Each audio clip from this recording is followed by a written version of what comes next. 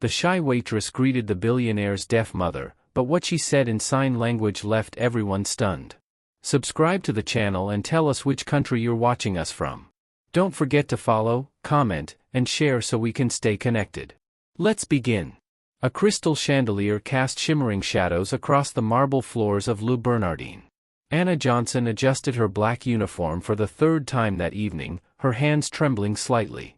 It wasn't the pressure of serving Boston's wealthy elite that unsettled her, but the constant weight of hiding who she really was. At 24, she had mastered the art of invisibility, gliding through the restaurant like a smiling ghost. Table 12 needs their wine refilled, called Lisa, the head waitress, without even looking up from her order pad. And make sure you don't spill anything on Mr. Carter tonight. He's already complained twice about the temperature in here. Anna nodded, picking up a bottle of Chateau Margaux that cost more than her monthly salary. William Carter. Even his name sounded like wealth, old wealth, new wealth, the kind that made people bow their heads and avoid direct eye contact. She had been serving his table for 3 months, and he had never once acknowledged her as anything more than part of the furniture. The dining room buzzed with quiet conversations of people who never worried about rent, medical bills, or whether they could still buy groceries after paying for their children's school supplies. Anna knew that world well. She had lived in it once, what now felt like a lifetime ago. "Excuse me, miss." The voice was sharp, commanding, with a trace of impatience that made Anna straighten instantly. She turned and found William Carter standing closer than she had expected, his steel-gray eyes locked on her with a focus that made her stomach twist. He was tall, forcing her to tilt her head back to meet his gaze. His dark hair looked as though it had been styled by someone who charged more per hour than Anna made in a week. His suit was immaculate, almost certainly Italian, definitely expensive. "Your wine, sir," Anna said softly, lifting the bottle. "Not for me." William gestured toward the elegant woman at the table behind him. "My mother. She's been trying to get your attention for the past 10 minutes. Anna's heart tightened as her eyes shifted to the woman. Mrs. Carter was probably in her early 60s, her silver hair pulled neatly back, her kind eyes holding what seemed like an entire universe of stories. She was making subtle hand gestures, her face lit with a hopeful smile. Without hesitation, Anna set the wine bottle on a nearby table and approached. "Good evening," she signed gracefully. "How may I help you?" Delight transformed the older woman's face as her hands moved quickly in response. "Oh, how wonderful. I wanted to compliment the chef on the salmon. It reminds me of a dish I once had in Paris." "I'll make sure he receives your kind words," Anna signed back with a genuine smile, the first one she had allowed herself all evening. "Would you like me to ask about the preparation? I believe he uses a special blend of herbs." Behind her, Anna became vaguely aware that the restaurant had grown unusually quiet, but she remained focused on Mrs. Carter's animated description of her travels through France and how few people ever took the time to truly communicate with her. "You're very kind," Mrs. Carter signed warmly. "Most people just smile and nod once they realize I'm deaf. But you sign beautifully. Where did you learn?" "I studied linguistics in college," Anna replied automatically, then froze, realizing what she had just revealed. "Linguistics?" William's voice cut in sharply, as if slicing through the moment. He was staring at her with an expression she couldn't decipher. "What university?" Panic rose in Anna's chest. She had been so careful for so long, and in a single moment of real connection, she had cracked the careful mask she wore. "It was only a few classes, sir. Nothing important." William stepped closer, his voice lower now, carrying more weight than when he was demanding. "You speak sign language fluently. You mentioned linguistics. And I'd wager that's not the only language you know. What else are you hiding?" Anna could feel the eyes of other diners on her, and she sensed Lisa hovering nervously nearby, no doubt calculating how much trouble this was about to cause. "I should get back to work," Anna said quietly, reaching for the wine bottle. "Wait."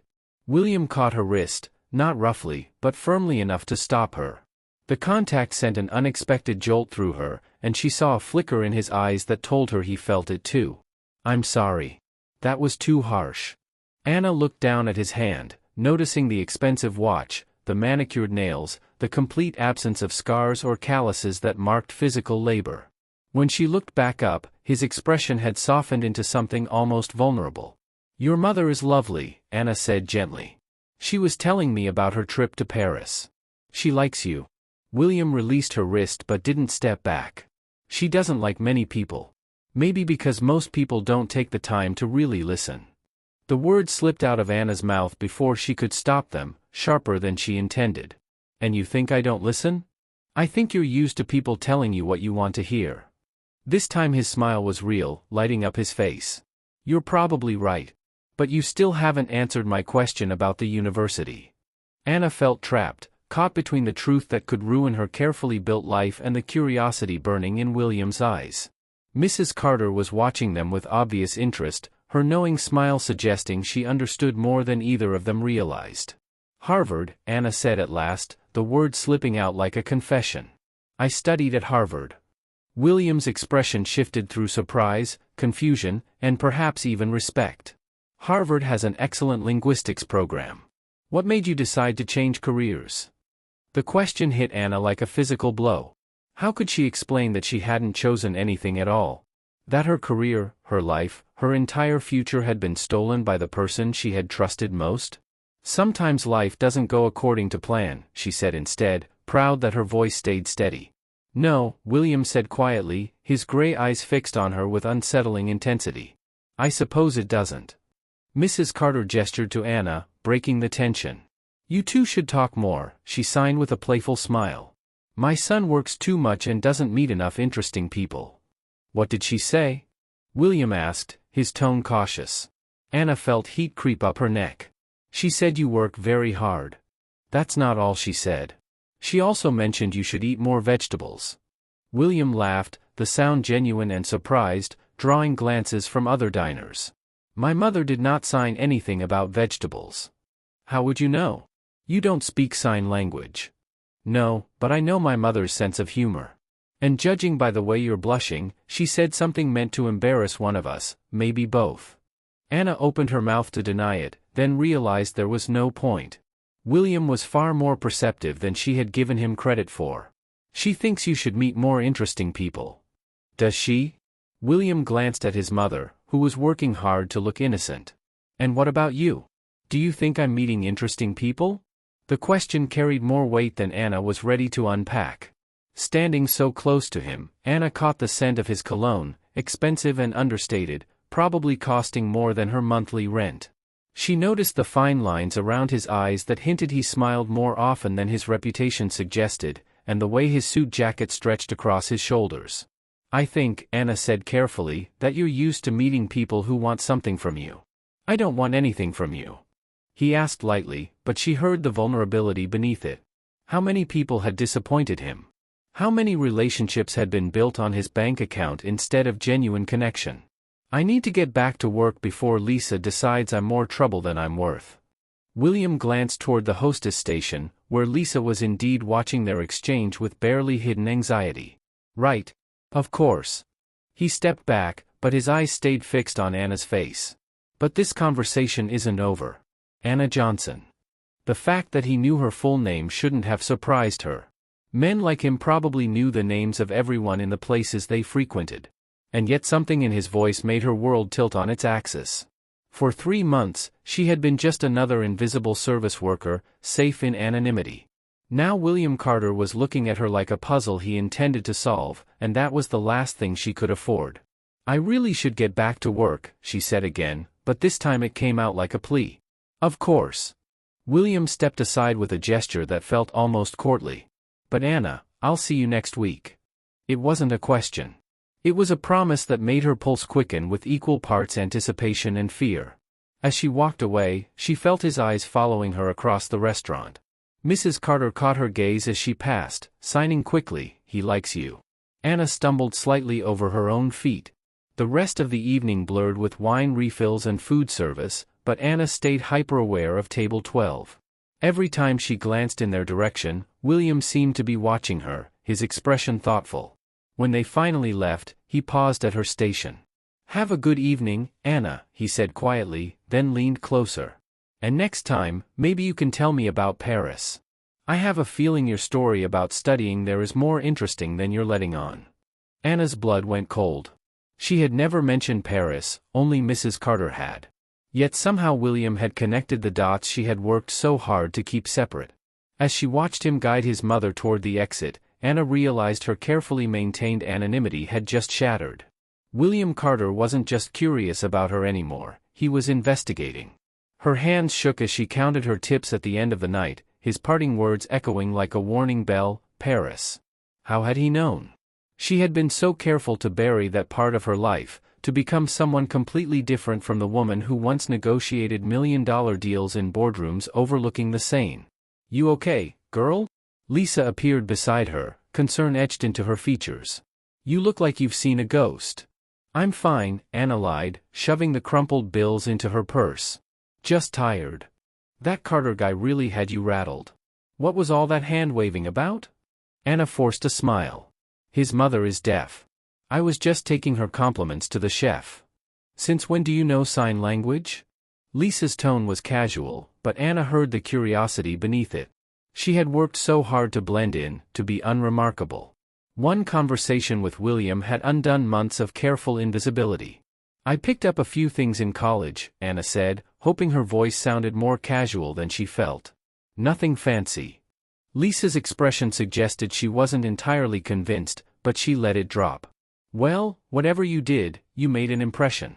He left a tip of $200 for a 30-minute dinner. Anna's stomach dropped. "What?" Lisa's eyes gleamed with a mix of envy and suspicion. "Rich guys don't tip like that unless they're planning to come back for more than just the salmon."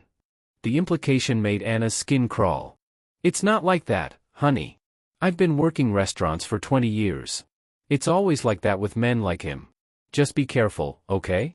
Guys with that kind of money don't play by the same rules as the rest of us." Anna nodded, but Lisa's warning felt like locking the barn door after the horses had already escaped. William Carter wasn't interested in her the way Lisa thought. He was interested in her secrets, and that was far more dangerous. The subway ride to her studio apartment in Brooklyn felt longer than usual, every shadow seeming to hide potential threats. Anna had spent the last 2 years looking over her shoulder, waiting for Daniel Lee to finish what he had started. Her ex-fiancé had been methodical in destroying her life, first her reputation, then her career, finally her finances. The only thing that had saved her from complete ruin was her ability to disappear. But if William started digging into her past, how long before Daniel realized she wasn't as destroyed as he believed? How long before he decided to finish the job? Anna's phone buzzed as she climbed the 3 flights to her apartment. An unknown number. "Hope you don't mind. I got your number from the restaurant's HR department. This is William Carter. I wanted to thank you for being so kind to my mother tonight. She hasn't stopped talking about you." Anna stared at the message, her heart pounding. HR department. Of course. Men like William didn't ask for permission. They simply took what they wanted. The casual invasion of her privacy should have made her angry. Instead, it filled her with bone-deep terror. She started to type a polite response, then deleted it. Started again, deleted again. Finally, she turned off her phone without responding at all. Her apartment was exactly what someone would expect for a waitress in Brooklyn, small, sparse, furnished with cast-offs and clearance items. But hidden beneath her mattress was a lockbox containing her real treasures, a Harvard MBA, a CPA license, and documents proving ownership of patents that Daniel had stolen along with everything else. Anna pulled out her laptop, a relic from her previous life she had managed to keep hidden from creditors. Her fingers hesitated over the keyboard before typing in search terms she had avoided for 2 years, Daniel Lee and Horizon Capital. The results made her stomach lurch. Daniel's company had grown exponentially since her exile, built on the foundation of her stolen work. But it was the recent news that made her blood run cold. Horizon Capital announces merger with Carter Enterprises. William Carter, Daniel Lee, partners. Anna's hands flew to her mouth, stifling the scream rising in her throat. It couldn't be a coincidence. Daniel was many things, cruel, calculating, utterly without conscience, but he wasn't careless. If he was partnering with William, it was for a reason. Had he somehow discovered where she was? Was William's sudden interest in her part of some elaborate plan to finish what Daniel had started? Her phone buzzed again. Another message from William. "I know you're probably tired, but I can't stop thinking about our conversation. Would you have dinner with me tomorrow?" Somewhere we can actually talk. Anna stared at the message until the words blurred. Every instinct screamed at her to run, to disappear again before whatever web Daniel was spinning could trap her. But running required money she didn't have, and she was tired of being afraid. More than that, she was tired of being invisible. Against every rational thought in her head, Anna typed back, "I work tomorrow night, but I'm free for lunch." The response came immediately. "Perfect. I'll pick you up at noon. Wear something comfortable. I have a feeling we're going to be doing a lot of talking." Anna set her phone aside and buried her face in her hands.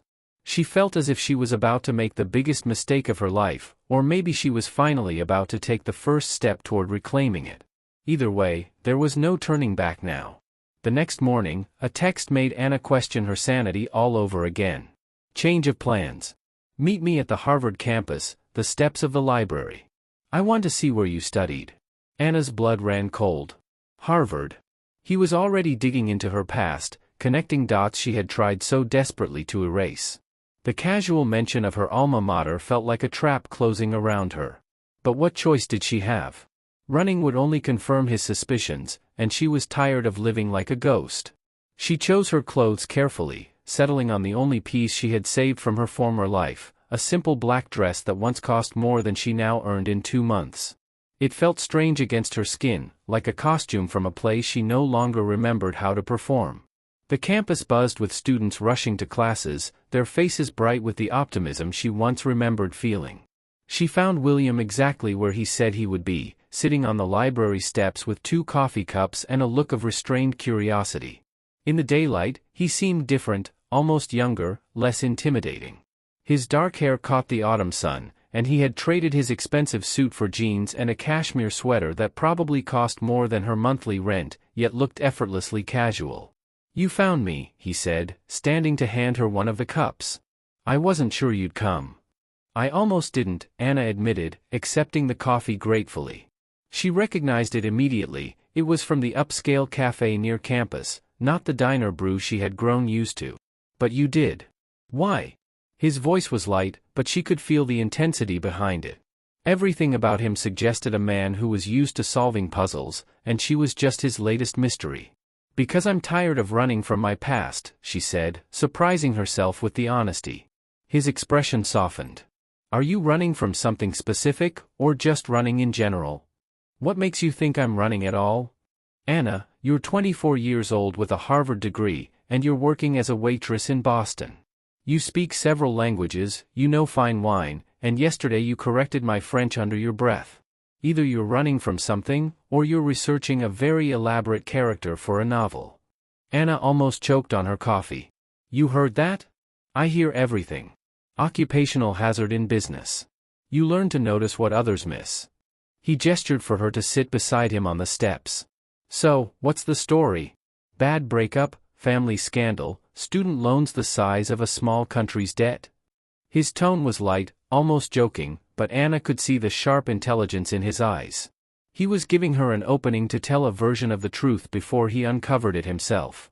"All of the above," she finally said, settling next to him but leaving careful space. "And some creative financial planning by someone I trusted. Someone stole from you." It wasn't a question. His matter-of-fact tone loosened something tight in her chest. No judgment, no pity, only acknowledgement. "Someone stole everything from me," Anna corrected. "My work, my reputation, my future. I'm not just running from debt, William. I'm running from the person who destroyed my life and convinced everyone I deserved it." William was quiet for a long moment, his fingers wrapped around his cup. "Daniel Lee," he said finally. Anna's cup slipped from her hand, spilling across the stone steps.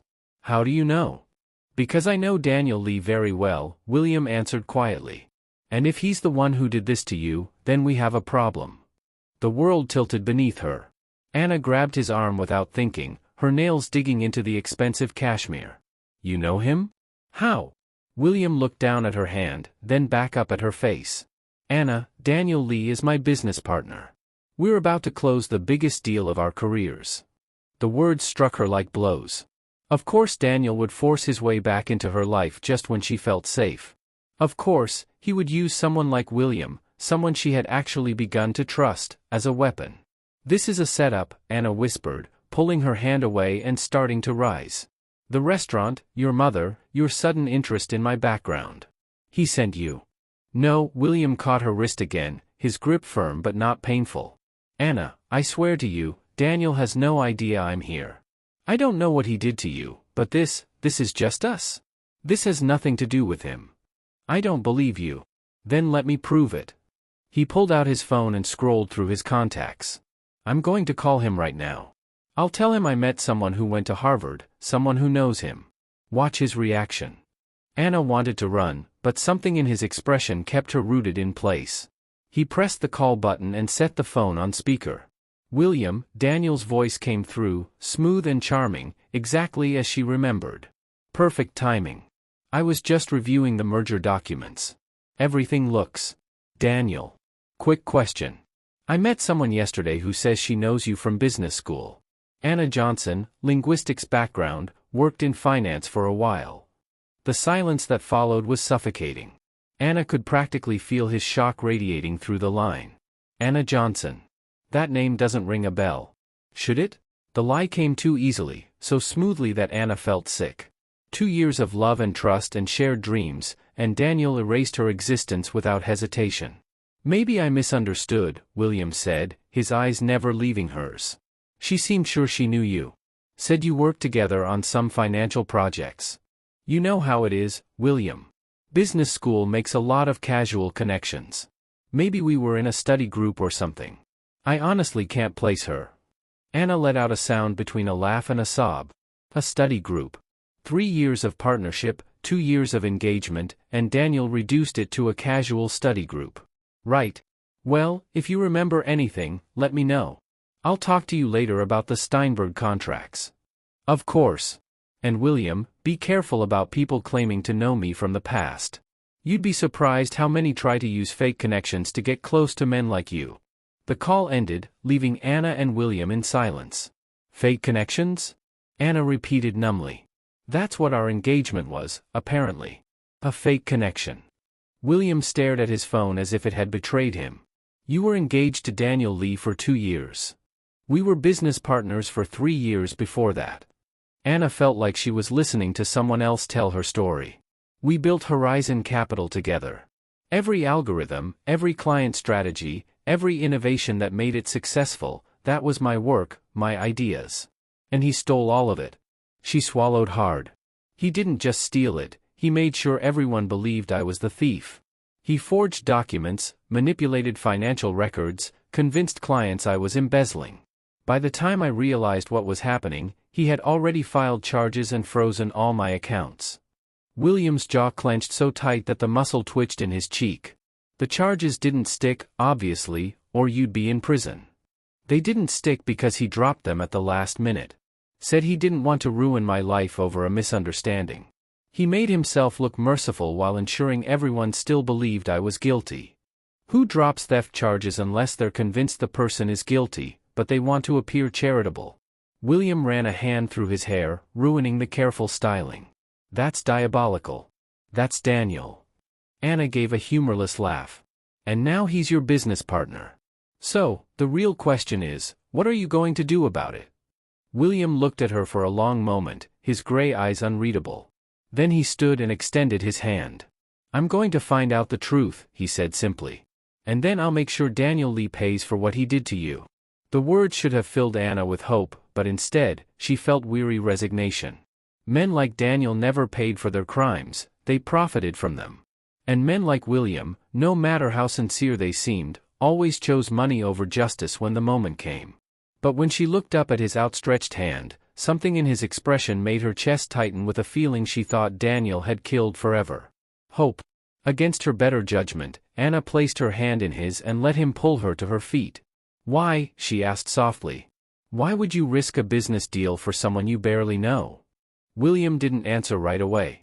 Instead, he studied her face with an intensity that made her feel exposed, as if he could see past every wall she had built. Because, he said at last, I've spent my life surrounded by people who want something from me. Yesterday, for the first time in years, I met someone who wanted nothing except to be kind to my mother. You didn't know who I was. You had no agenda. Just basic human decency. He paused, his thumb brushing across her knuckles, sending heat rushing up her arm.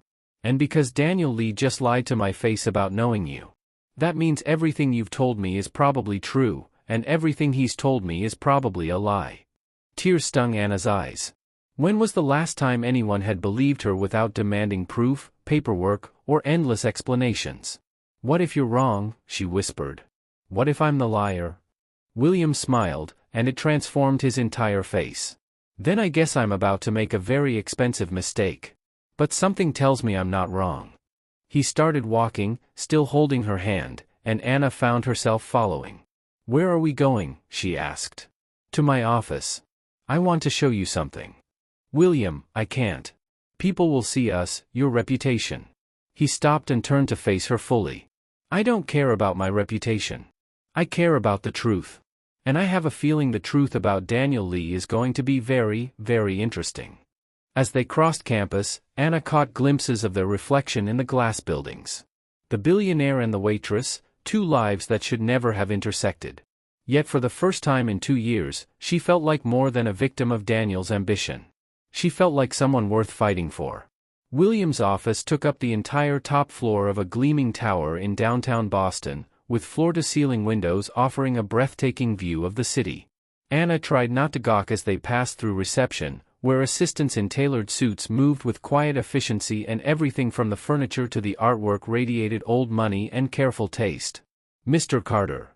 His assistant rose as they approached, her professional smile faltering slightly when she saw Anna.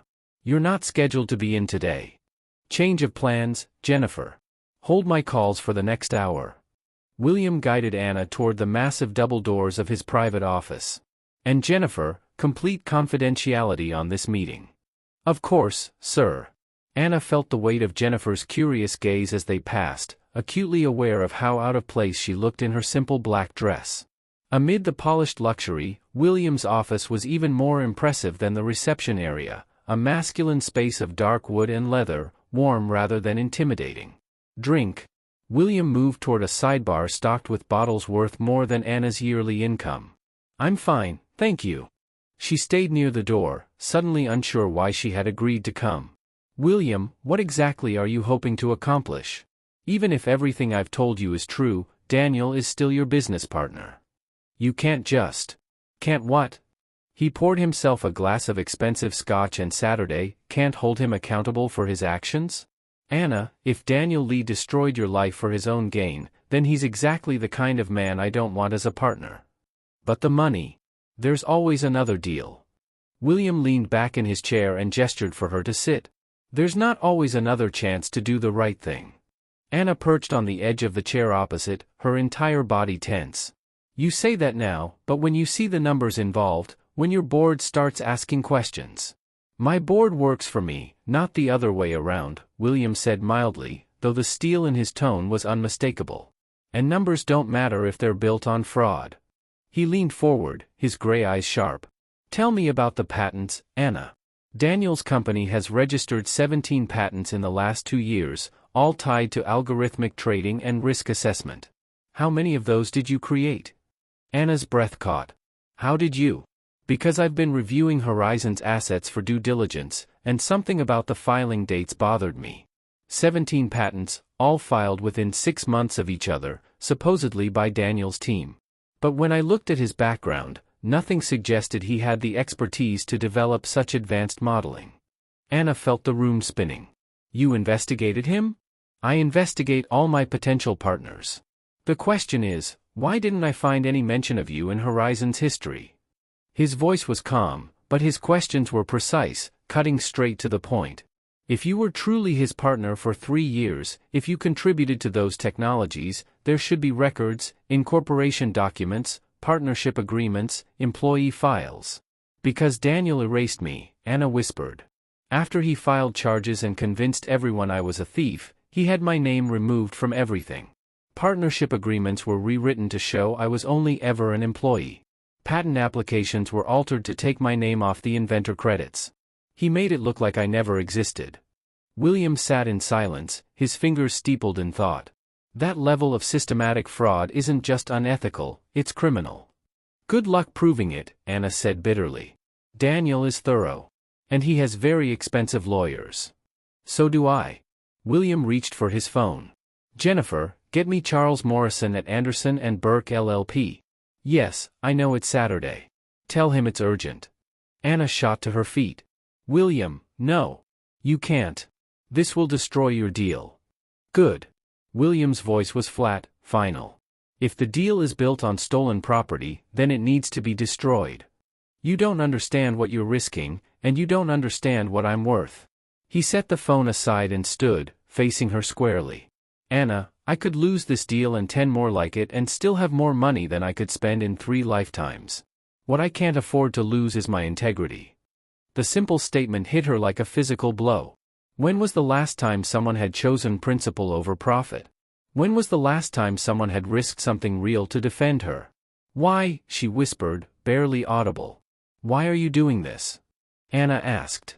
William stepped closer, close enough that she could see the streaks of silver in his gray eyes and catch the faint cologne that probably cost more than her rent. Because yesterday you could have just taken my mother's compliments to the chef and walked away. Instead, you spent 10 minutes talking to her about her travels, asking about her life, treating her like a person instead of an inconvenience. His voice softened, almost intimate. Because you speak 5 languages, yet you're serving wine for tips.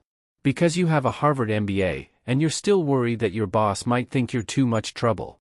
Because everything about you tells me you've been diminished by people who should have valued you. Tears threatened again. You'll regret this when the lawyers start asking questions, when your board demands answers, when Daniel starts fighting back. Let me worry about Daniel. William reached out slowly, giving her the chance to pull away, and brushed a tear from her cheek with his thumb. The question is, are you ready to fight back? The touch was so gentle, almost reverent, that she leaned into it despite her instincts. I don't know how anymore, she whispered. He took everything, my work, my reputation, my confidence. I don't even know who I am without all of that. I know who you are. His other hand came up to frame her face, his touch warm. You're someone who spent 3 years building a company from nothing. Someone who created technology advanced enough that Daniel Lee had to commit fraud to steal it. Someone who lost everything and still found the grace to be kind to a lonely woman in a restaurant. You're someone worth fighting for, Anna Johnson. The question is, do you believe that? Anna looked up at him, this impossible man willing to risk millions for someone he had known only 2 days. Everything about the situation was insane, the timing, the circumstances, the way her heart raced from his touch. But for the first time in 2 years, she felt like herself again, not the diminished, frightened woman Daniel had tried to break, but the person she had been before, intelligent, capable, worth defending. I want to believe it, she whispered. Then let me prove it to you. Before she could ask how, his phone buzzed. He glanced at the screen, his expression hardening. What is it? She asked. Text from Daniel. He wants to move our meeting up to Monday. Says he has exciting new developments to discuss. Cold dread spread through her. William, you have to be careful. If he even suspects you know about me. He won't. As far as Daniel Lee knows, I'm just another greedy businessman interested in his margins. His smile turned sharp, almost predatory. He has no idea what's coming. Anna wanted to warn him again, to explain just how dangerous Daniel could be when cornered, but the determination in William's eyes reminded her of something she had nearly forgotten, what it felt like to have someone on her side, someone willing to fight beside her. What do you need me to do? She asked quietly. I need you to trust me. Can you do that? Trust. The word Daniel had poisoned for her, the one she thought she could never give again. But looking into William's gray eyes, Anna felt something she hadn't in 2 years, the faint beginning of faith. Yes, she said, and she meant it. I can do that. William's smile was like sunrise after a long night. Good. Because Monday morning, Daniel Lee is going to discover that his past has finally caught up with him. As he pulled her into his arms, Anna allowed herself to believe that maybe, just maybe, justice wasn't as dead as she had thought. And if it was, at least she wouldn't be facing Daniel's wrath alone this time. For the first time in 2 years, Anna Johnson was no longer running. She was ready to fight back. Monday morning came with a gray, overcast sky that matched her mood. She sat in a coffee shop across from William's building, watching the entrance through rain-streaked windows. He had insisted she stay away during his meeting with Daniel, but she couldn't go home to wait helplessly while her future was decided by two men in expensive suits. Her phone buzzed. Meeting starts in 10 minutes. Remember, whatever happens, Daniel doesn't know you're involved. Stay safe. Her hand shook as she typed back, be careful. He's more dangerous than you think. The reply was immediate. I know. But so am I. Anna stared at the message, trying to draw comfort from his confidence. But she knew Daniel in ways William couldn't, how he twisted truth, made victims look like villains and villains look like heroes. She had seen him ruin lives with the same precision he used on her. 43 floors above her, William Carter was about to learn exactly how Daniel Lee played the game. William straightened his tie and checked his reflection in the conference room's floor-to-ceiling windows. Everything had to be perfect, his appearance, his demeanor, his questions. Daniel could not suspect this was anything more than routine due diligence. Mr. Carter, Jennifer's voice came through the intercom. Mr. Lee has arrived. Send him in. The doors opened, and Daniel Lee strode in with the confidence of a man who thought he owned the world. He was shorter than William had remembered, with perfectly styled black hair and a smile that seemed genuine, until you looked into his eyes. William, Daniel said warmly, extending his hand. Good to see you. Thanks for moving this up. I know your schedule is insane. Not a problem. William shook his hand, noting the practiced grip, the expensive watch, the manicured nails. Everything about Daniel screamed success, competence, trustworthiness. Coffee, please. He poured coffee from the silver service, his movements deliberately calm. So, Daniel began, I've been reviewing our timeline, and I believe we can accelerate the merger by at least 6 weeks. My team has identified some additional assets that weren't in the original proposal. Additional assets? William asked. Intellectual property, mainly proprietary algorithms we've been developing in-house. Daniel accepted the cup with a nod. I wanted to run the numbers by you before we involve the lawyers. I appreciate that. William settled back into his chair, every muscle taut beneath his controlled exterior. Tell me about these algorithms. Are they connected to the risk assessment protocols you mentioned last month? Daniel's smile widened. Exactly. Revolutionary work. Predictive modeling that can identify market patterns up to 18 months in advance. It's going to change how we manage portfolios. Impressive. Your team developed these internally? Absolutely. My lead researcher is brilliant. PhD from MIT, years of quantitative analysis experience. We've been building this technology for over 3 years. William nodded, jotting a note on his pad. And this researcher, they're comfortable with the merger? No concerns about intellectual property, patent disputes, anything like that? None at all. Clean development chain. Everything done under contract. My legal team has been thorough. The lies flowed so smoothly, so confidently, that William felt cold rage tightening in his chest. Anna had been right. Daniel was a master manipulator, rewriting history without missing a beat. That's excellent. You know how important clean IP is in deals this size. William set down his pen and leaned back, studying him closely. I have to ask, though, William said evenly. 3 years of development is a serious investment for a company the size of Horizon. How did you fund the research and development? Daniel's smile faltered for just a moment, so brief that William almost missed it. Initial funding came from private investors. Then we reinvested profits once the technology proved viable. Smart management. And your lead researcher, the MIT PhD, he's been with you the entire 3 years? Longer than that, Daniel replied smoothly. The academic background is impressive, but what really matters is practical application. We've built something extraordinary together. Every word made William's stomach turn. Daniel wasn't just stealing Anna's work, he was erasing her very existence. The ease with which he rewrote their partnership, stripping her from the story, was breathtaking in its cruelty. I'd love to meet this researcher, William said. I always enjoy speaking with the minds behind innovation. Daniel hesitated only for a fraction of a second. Unfortunately, he's in Singapore right now, working hands-on with our Asian partners. Brilliant man, but not much for corporate meetings. Of course. Well, when he returns, I'd appreciate an introduction. William sipped his coffee, using the moment to study Daniel's face. In the meantime, I'd like to review the development documentation, timeline, methodology, testing protocols. My technical team will want to understand the architecture before we finalize terms. Naturally. Daniel pulled out his phone, typing rapidly.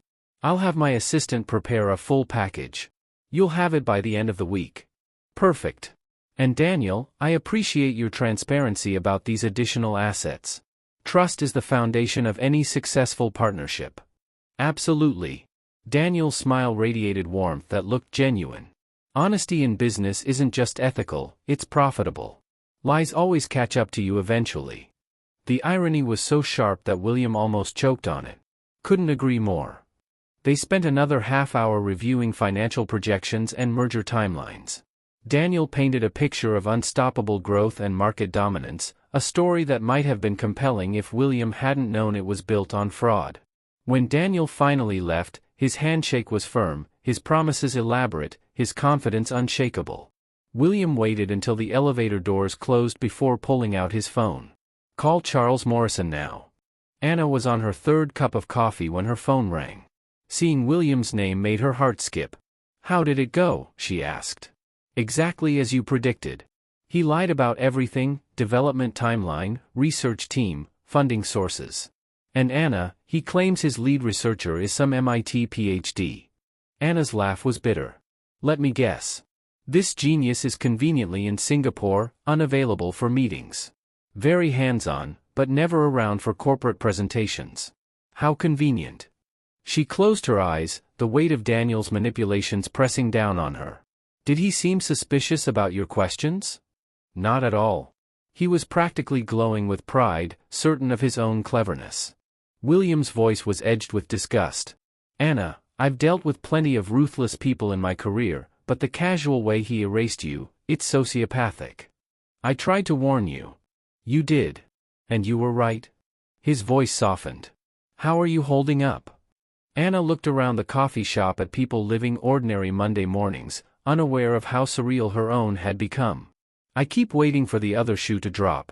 Daniel doesn't make mistakes, William. If he's being this casual, it's because he thinks he's already won. What do you mean? I mean he's planning something. Daniel never reacts, he anticipates. He neutralizes threats before they become problems. A chill crept over her. What if he knows? What if this whole thing is a trap? That's impossible. He can't know we've been in contact. Are you sure? Think about it. You asked him about someone from Harvard with a linguistics background. Then 3 days later, you're grilling him about his research team and intellectual property. That's a hell of a coincidence. Silence stretched before William spoke again. You think he's connected you to Harvard?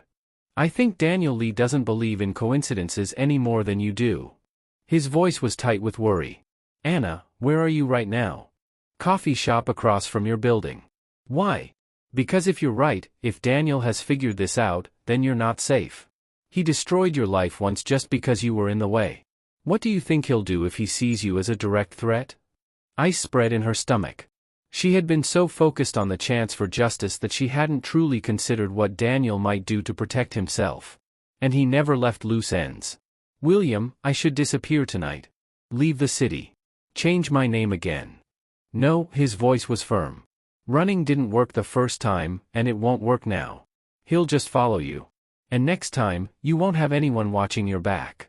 Then what do you suggest? I suggest we force his hand. Make him come to us instead of letting him hunt you down. That's suicide.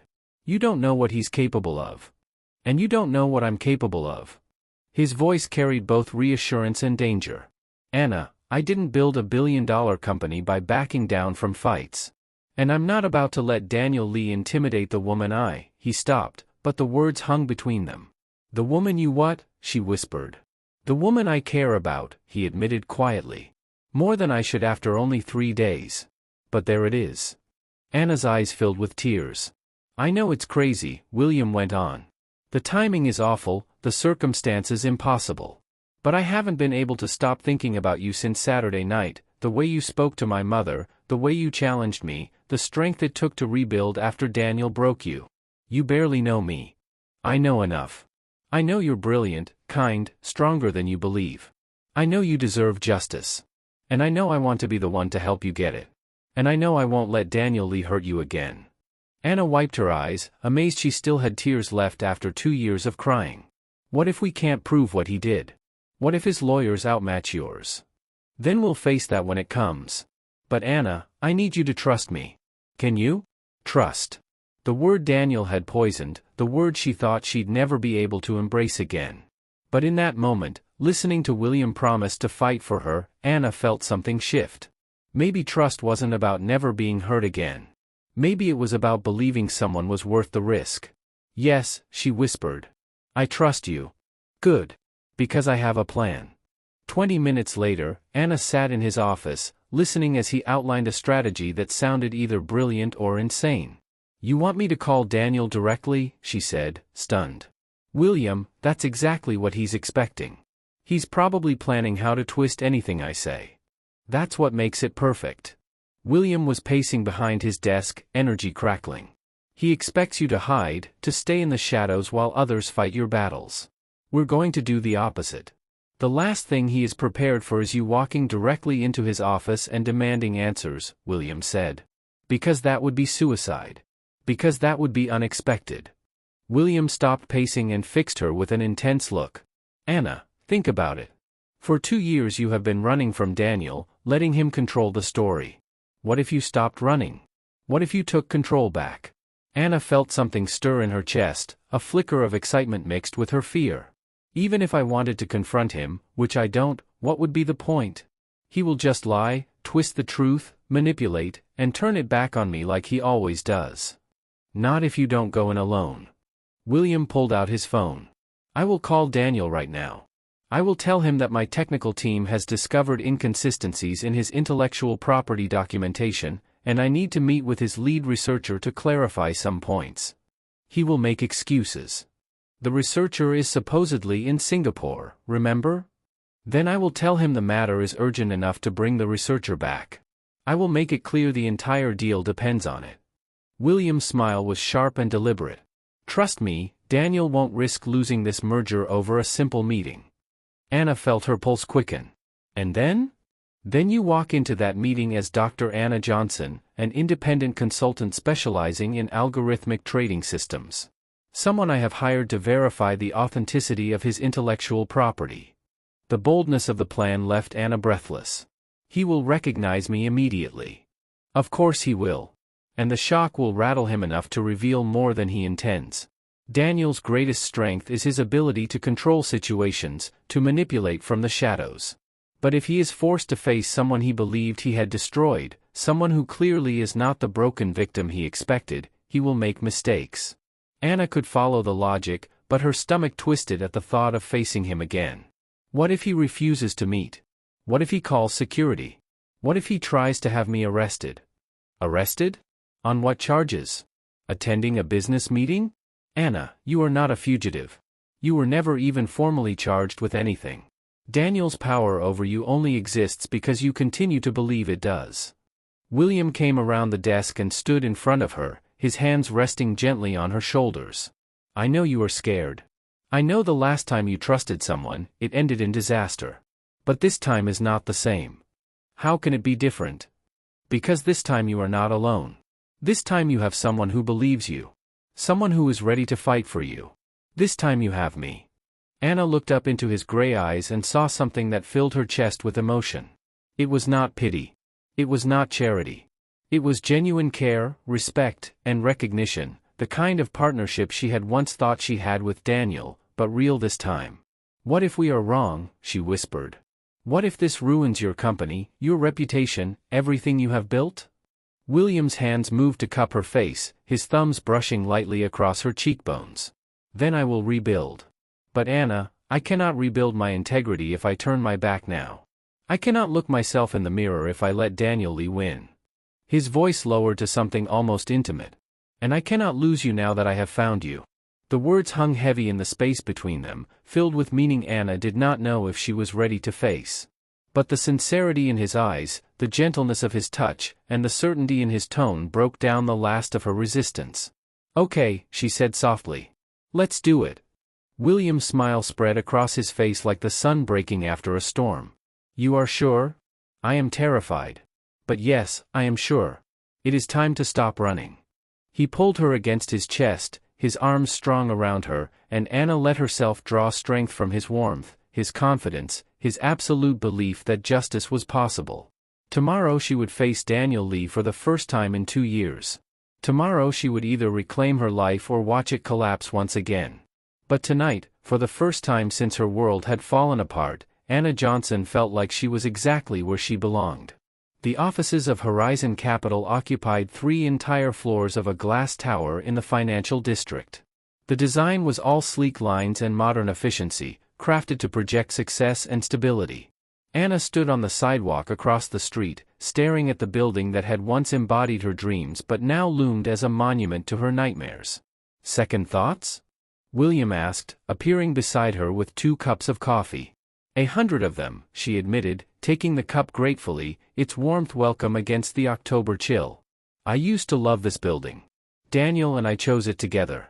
We spent hours planning the offices, talking about the company we were going to build. And you did build it. The fact that he stole the credit does not erase that truth." Anna glanced at him, at the expensive suit, the quiet authority he carried, the way he commanded a space without effort. "Are you certain about this plan? Once we go inside, there is no going back." "I am certain." His voice was calm, steady. "The question is, are you ready?" She thought of the woman she had been 2 years ago, confident, successful, naive enough to believe that hard work and talent were enough protection against men like Daniel. Then she thought of the woman she had become, scared, diminished, invisible. But standing here with William, feeling the weight of his faith in her, Anna realized she did not want to be either of those women anymore. She wanted to be someone new, someone who had been broken but had rebuilt herself stronger. "I am ready," she said, and this time she meant it. They crossed the street together, William's hand resting warmly at the small of her back. The lobby looked exactly as she remembered: marble floors, abstract art, understated luxury that whispered of money without ever raising its voice. The security guard at the desk looked up, his posture straightening when he recognized William. "Mr. Carter. Good afternoon." "Good afternoon, James. We are here to see Daniel Lee. He is expecting you. 32nd floor. Elevators are to the right." "I remember," Anna said before she could stop herself. James gave her a puzzled look, as though trying to place where he had seen her before. "Dr. Johnson is consulting on our merger," William explained smoothly. "Intellectual property verification." "Of course. Have a good meeting." In the elevator, Anna's heart raced as the numbers ticked upward: 20, 25, 30. Each one carried her closer to the confrontation she had spent 2 years avoiding. "Breathe," William whispered, his hand finding hers. "Remember, you belong here. This company exists because of your work." The doors opened into a reception area of glass and chrome, curated to radiate success. Behind the desk sat a young woman Anna did not recognize. Daniel had replaced the entire staff after her departure. "Mr. Carter," the receptionist said with a smile. "Mr. Lee is waiting for you in the main conference room." They followed her down a hall lined with framed articles praising Horizon Capital's triumphs, awards for innovation, photos of Daniel at industry events. Anna's stomach clenched. In only 2 years he had built a mythology around himself, one that erased her entirely. The doors of the conference room opened. And there he was. Daniel Lee looked exactly the same: perfectly styled hair, an expensive suit, that practiced smile that once made Anna's heart race. He stood at the head of the table, positioned to project control. For a moment, Anna felt herself shrinking back into the frightened woman he had molded. But then William's steady hand pressed against her back, reminding her of who she truly was and why she was here. "William," Daniel said warmly, as if everything were normal. "Right on time. And you must be Dr. Johnson." His eyes locked on Anna, and she saw the exact instant recognition struck. His face went completely blank for a few seconds, long enough for Anna to catch the flicker of shock, calculation, and even fear cross his features. Then the mask slammed back into place. "I'm sorry," Daniel said, his voice carefully controlled. Have we met before? You look familiar. The casual dismissal, the pretense that she was a stranger, struck Anna like a blow. But instead of the crushing despair she had expected, she felt something entirely different: rage. Pure, sharp, and energizing fury that burned away 2 years of fear and self-doubt. We've met, Anna said quietly, walking into the room with her head high. Though I'm not surprised you don't remember. You've always been good at forgetting inconvenient people. Daniel's smile didn't waver, but Anna caught the tightening around his eyes. I'm afraid I don't follow. Anna Johnson, she said clearly, extending her hand in a mock gesture of politeness. Former partner and co-founder of Horizon Capital, although, in your current version of history, I supposedly never existed. The silence that followed was suffocating. Daniel stared at her hand as though it might bite, while William watched the exchange with sharp intensity. I think there's some confusion, Daniel said at last, ignoring her hand. Horizon has never had a partner named Anna Johnson. Really? Anna pulled out her phone and opened an album she thought she would never use again. Then maybe you can explain these. On the screen was a photo from Horizon's launch party, Daniel with his arm around her, both of them grinning at the camera, his face lit with pride. Daniel glanced at it and shrugged. I go to a lot of events. I've probably taken pictures with hundreds of people over the years. Anna swiped to the next photo, Daniel and Anna in the office late at night, working on code together. The engagement ring was clearly visible on her left hand. Then another, Daniel kissing her cheek at a private dinner, obviously not a corporate function. Hundreds of people, Anna repeated softly. Is that what I was to you, Daniel? Just another face in the crowd? I'm sorry, but I don't know what you're hoping to achieve here. He turned to William with a mask of professional confusion. William, I'm not sure what this woman has told you, but... This woman, William cut in, his voice low and deadly, is Dr. Anna Johnson, the rightful holder of patents for 17 technologies your company claims as its own. The same technologies you're trying to sell me in this merger. Daniel's mask cracked for a split second, fear flashing in his eyes. That's impossible. All of Horizon's intellectual property was developed in-house by my team. Your team? Anna's voice was steady now, carrying the weight of 2 years of pain channeled into purpose. You mean the mysterious MIT PhD who is conveniently in Singapore and conveniently unavailable for meetings? I don't know what game you're playing. I'm not playing anything, Daniel. Anna's tone was cutting. I'm here to reclaim what you stole. Daniel laughed, aiming for amusement, but it sounded hollow. Stole? That's a serious accusation. Yes, it is. Anna pulled out a tablet and opened a folder. Would you like to see the original development notes for the risk assessment algorithm? The ones written in my handwriting, dated 6 months before you filed the patent? Or maybe the emails where you asked me to explain the technical specifications because you couldn't understand the code? Daniel's composure wavered. Anyone can forge documents. True, Anna said. But these aren't forgeries. They're backups from my personal cloud storage, complete with metadata showing when they were created, when they were modified, and the device they were created on. She locked eyes with him. Would you like to explain to William why the foundation of your company was built on my personal laptop? This is ridiculous, Daniel snapped, turning to William, desperation creeping into his tone. William, surely you can see this for what it is, some disgruntled former employee trying to. Former employee? Anna's words sliced through his protest. Is that what you're calling it now? We were engaged for 2 years. We built this company together. We shared a bed, a life, dreams about the future we would create. And when you decided you wanted everything for yourself, you didn't just steal my work, you stole my life. You destroyed my reputation, froze my accounts, turned everyone against me, and then had the audacity to act like I never existed. She stepped closer, until she could see the fear in his eyes. You filed false charges against me, then dropped them at the last minute to make yourself look generous, while ensuring everyone still thought I was guilty. You rewrote partnership agreements to make me look like an employee. You stripped my name from patents. You erased me, Daniel. He looked between Anna and William, calculation flickering in his eyes. Even if any of that were true. It is true, William said quietly, his voice like steel. Daniel's head snapped toward him. You believe her? William, This woman is clearly unstable. She's telling the truth. William opened his own tablet, showing a file Anna instantly recognized. Because my legal team has spent the past 3 days investigating Horizon's intellectual property claims. And guess what we found? Daniel went still. What do you mean? I mean that the original patent applications tell a very different story. Metadata analysis proves your patents were systematically altered to remove Anna's name as co-inventor. The invention dates were changed.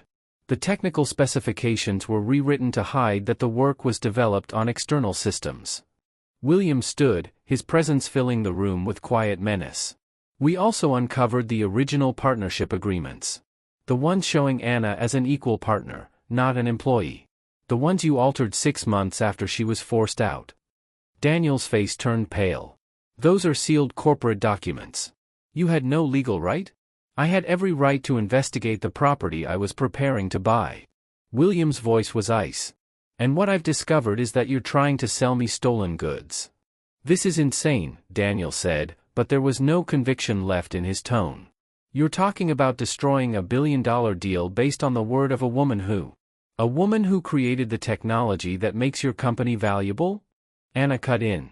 A woman who trusted you with everything, only to be betrayed? Daniel looked trapped, his smooth confidence fractured. Anna, maybe we can work something out. If you feel you deserve compensation for your contributions. Compensation? Anna's laugh was sharp and bitter. You don't get to bargain your way out of theft. You don't get to offer me a payout for stealing my life's work. Then what do you want? Anna looked at the man who had once been her world, the man who had shared her bed and her dreams, and now she felt nothing but cold satisfaction. I want justice, she said simply. I want the world to know who really built Horizon Capital. I want my name restored to every patent, every article, every piece of work you stole. And I want a full accounting of every dollar your company has made from my technology. Her voice dropped, steady and intimate. And I want you to know what it feels like to lose everything because someone you trusted decided to destroy you. Daniel stared at her in stunned silence, clearly recognizing that the woman he had tried to erase was standing before him stronger than ever. The deal is off, William said quietly. Effective immediately. And Daniel, I'll make sure that every potential partner knows exactly what kind of business practices Horizon Capital has built its name on. Daniel jumped to his feet, his composure cracking. You can't do this. The contracts are void due to misrepresentation of assets, William replied calmly. My lawyers are already preparing the papers. I'll fight this, Daniel shouted, rage shaking his voice. I'll destroy both of you. You'll what? Anna rose and faced him without flinching. Ruin my reputation? Steal my work? Turn everyone against me? You already did all of that, Daniel. You fired your best shot, and I survived. She stepped closer, close enough to see the fear in his eyes. But this time, I'm not alone. This time I have someone who believes me, someone willing to fight for the truth. And this time, you're the one who's going to lose everything. Daniel looked between them, his face shifting from rage to desperation and finally to something close to defeat.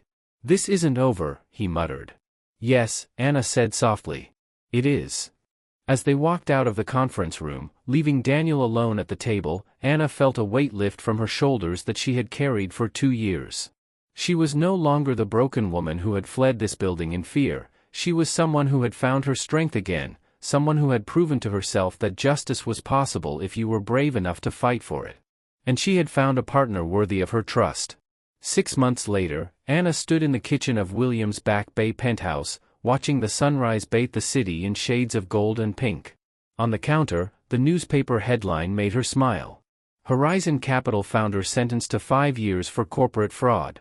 Below it, a smaller article read, Johnson Innovations announces record profits in first quarter.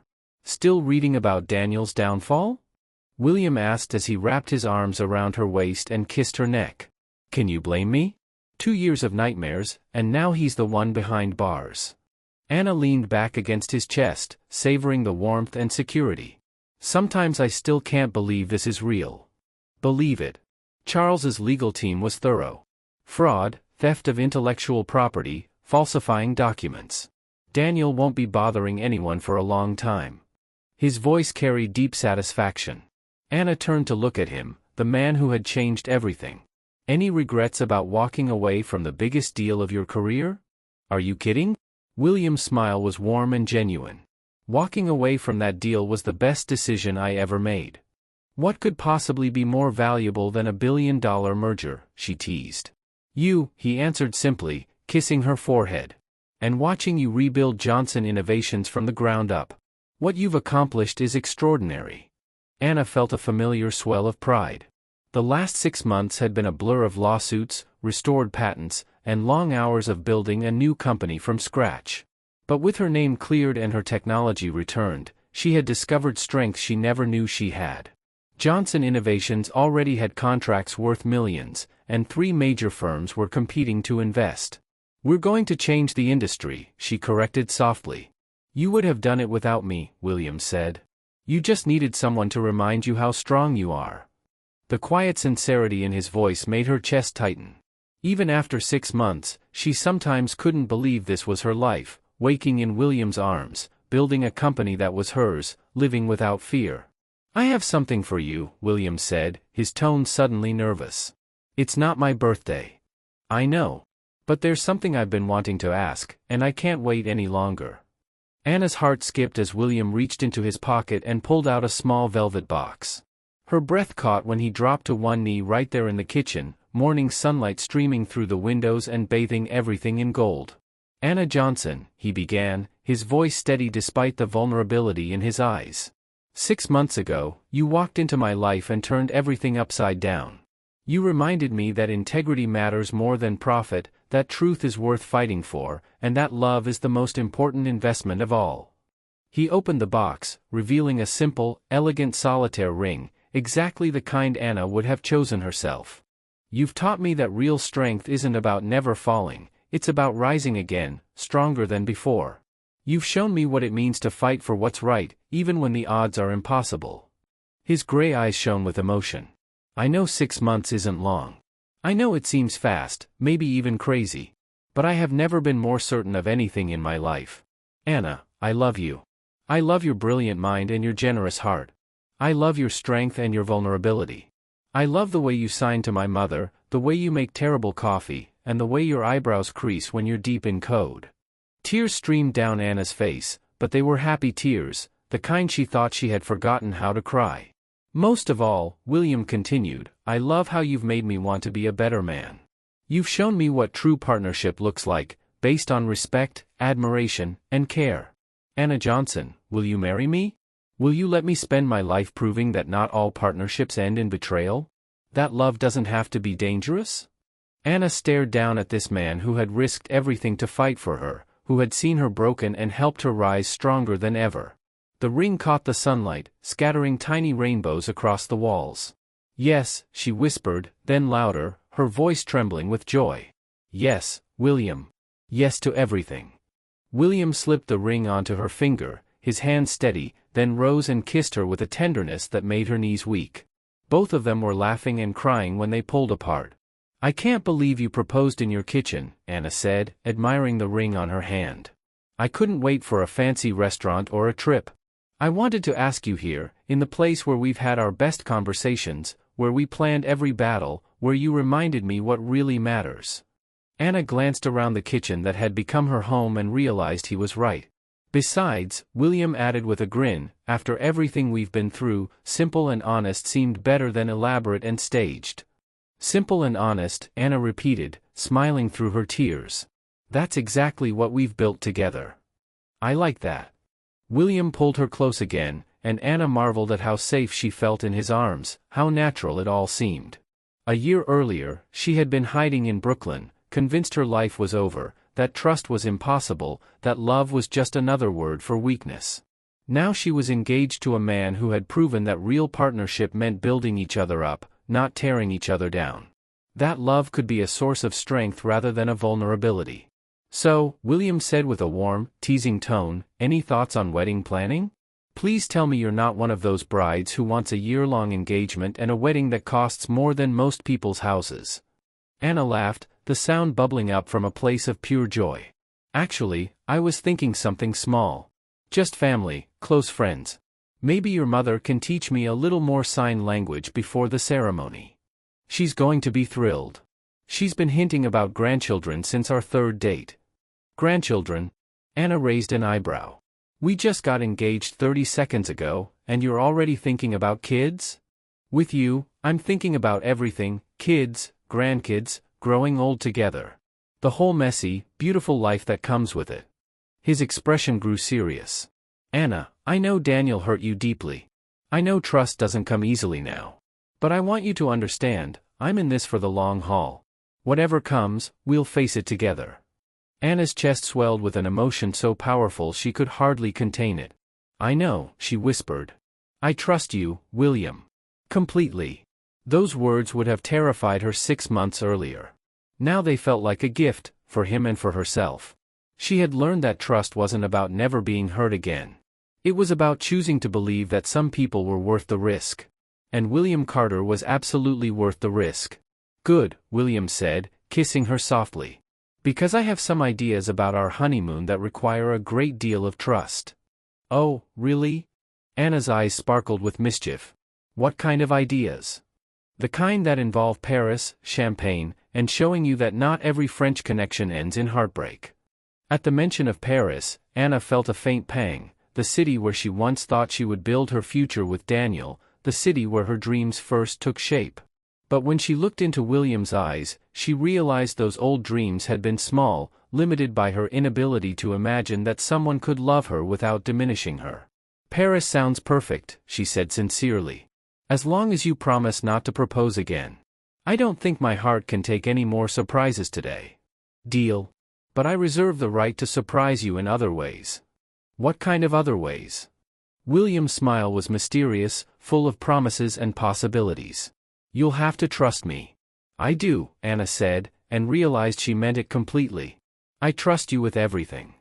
As they stood together in the morning light, Anna thought about how far she had come from the frightened woman hiding in Brooklyn, convinced her life was over.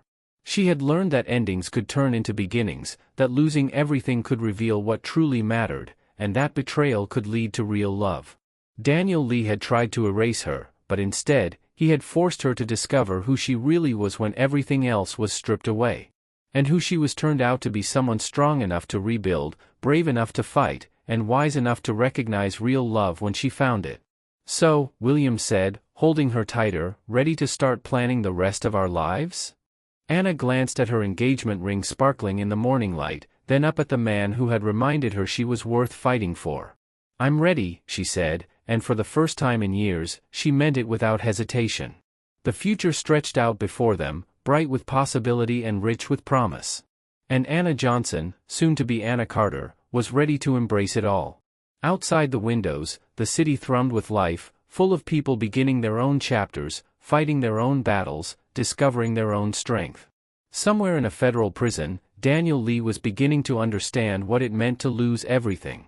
But here, in this kitchen filled with morning light, laughter, and love, Anna and William were just beginning to discover what it meant to have everything that truly mattered. And it was more beautiful than either of them had ever dared to dream.